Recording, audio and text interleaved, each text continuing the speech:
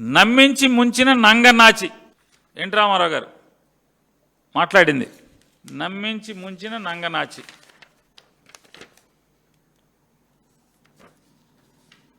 బాబు నాకన్నా పెద్ద నటుడు.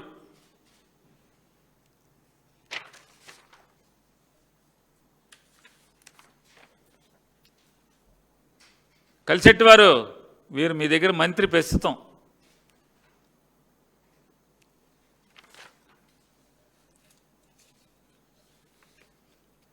వీరు ప్రస్తుతం మీ దగ్గర ఎమ్మెల్యే గారు. చంద్రబాబు ఊసరవెల్లి.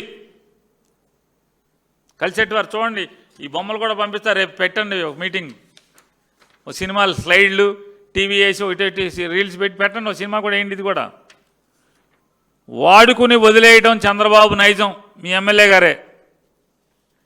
మళ్ళీ అవకాశం ఇస్తే చంద్రబాబు రాష్ట్రాన్ని అమ్మేస్తాడు.